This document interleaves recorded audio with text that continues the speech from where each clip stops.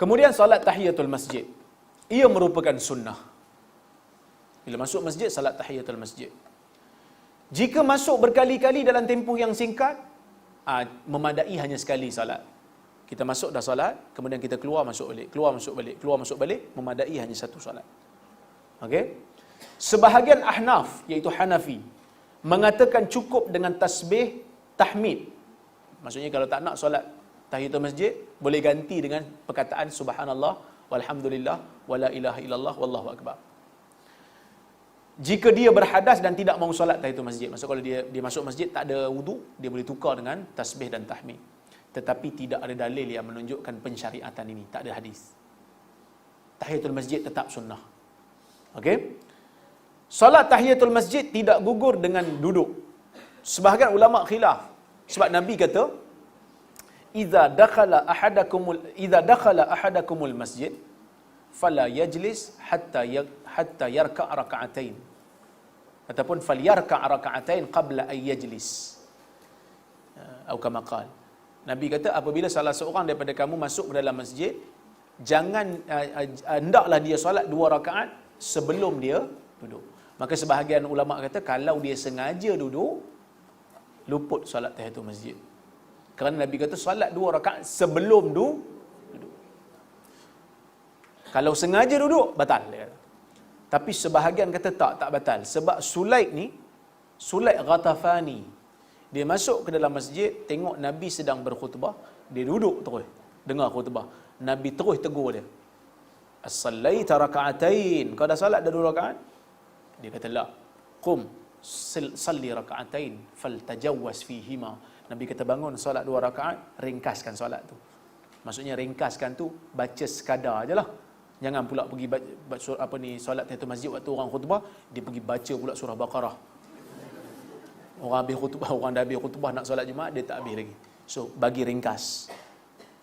Okey, maka sebahagian ulama menggunakan kisah ni untuk kata duduk pun solat tahiyatul masjid tak gugur, walaupun duduk dengan sengaja. Ia solat sunat mutlak.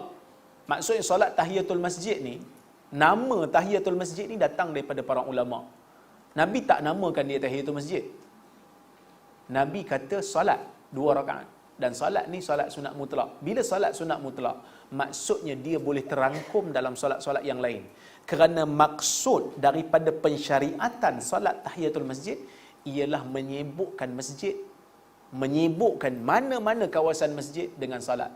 Maka bila kita masuk dalam masjid, orang sedang salat fardu, masuk kita salat fardu bersama dengan imam. Maka solat tahiyatul masjid itu dikira dengan solat fardu tadi. Dia masuk di situ. Kita masuk masjid solat duha, solat tahiyatul masjid termasuk. Nampak? Solat tahiyatul masjid ni boleh terangkum dalam solat yang lain. Tapi kalau tak ada solat lain, boleh tahiyatul masjid.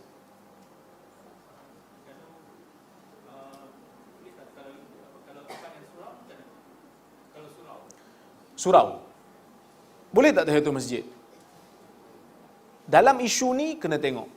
Kalau surau itu tanahnya wakaf,